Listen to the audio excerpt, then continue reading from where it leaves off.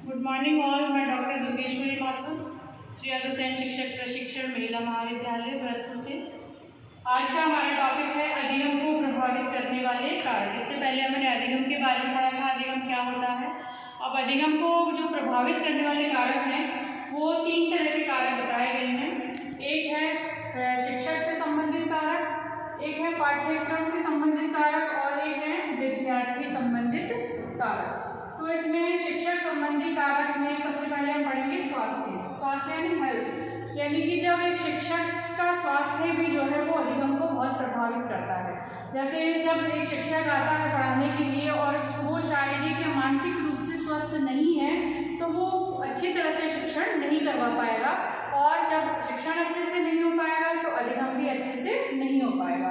तो स्वास्थ्य जो है, शिक्षक का स्वास्थ्य जो है वो अधिगम को बहुत प्रभावित करता है।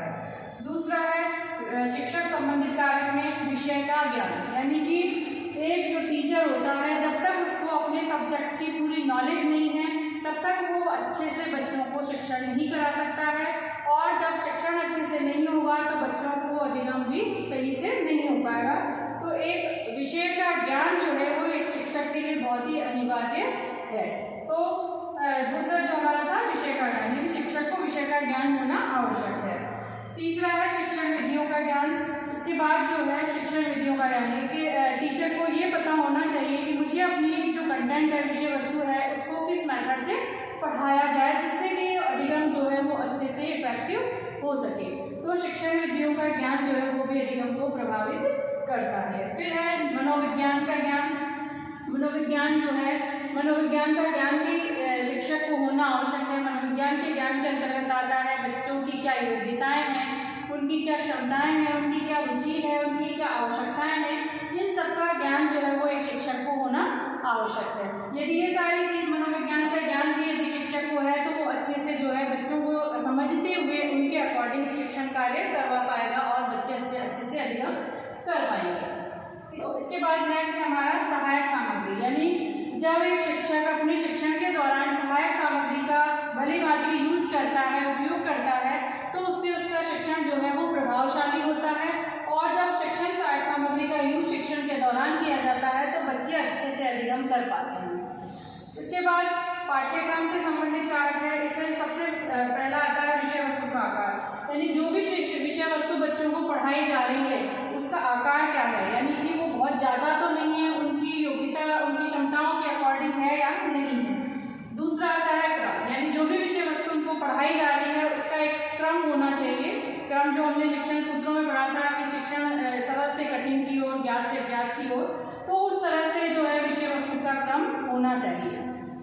उसके बाद आती है विषय वस्तु की मात्रा, यानी कितनी मात्रा में जो है हमने कंटेंट को बच्चों के सामने प्रस्तुत किया है। यदि हम कम समय में बहुत ज़्यादा विषय वस्तु को बच्चों के सामने प्रस्तुत करते हैं तो उनको जो है सीखने में कठिनाई का अनुभव होता है। इसके साथ ही तीसरा हमारा विद्यार्थी संबंधी कारक। पहला है अभिप्रेरणा, यानी जितना अधिक बच्चों को हम मोटिवेट करेंगे, मोटिवेशन इंटरनल भी हो सकता है और एक्सटर्नल भी हो सकता है। इंटरनल यानी बच्चे अपने आप में ही अभिप्रेरित हों, मोटिवेट हों, या किसी दूसरे के द्वारा उनको मोटिवेट किया जाए सीखने के लिए, तो वो बच्चे अच्छे से सीख पाते हैं। दूसरा है स्वास्थ्य। जैसे शिक्षक का शारीरिक और मानसिक स्वास्थ्य अधिगम को प्रभावित करता है, उसी तरह से विद्यार्थी का जो है शारीरिक और मानसिक स्वास्थ्य भी अधिगम को प्रभावित करता है। यदि बच्चा पूरी तरह से मानसिक और शारीरिक रूप से स्वस्थ होगा तो वो पढ़ने में या सीखने में जो रुचि ले सके। तीसरा है बुद्धि, यानी बुद्धि का स्तर जो बच्चों का है उसके अकॉर्डिंगली बच्चा सीख पाता है। इसके बाद है रुचि, बच्चों का इंटरेस्ट कितना है सीखने में, जो उनको सिखाया जा रहा है उसमें वो इंटरेस्ट ले पा रहे हैं या नहीं ले पा रहे हैं। यदि इंटरेस्ट ले रहे हैं तो वो अधिगम अच्छे से कर पाएंगे। इसके बाद है थकान, यानी बच्चे थके हुए हैं और जबरदस्ती उनको कंटेंट विषय वस्तु पढ़ाई जा रही है, तो ऐसी स्थिति में बच्चों को अधिगम नहीं हो पाएगा, वो अच्छे से अधिगम नहीं कर पाएंगे, नहीं सीख पाएंगे।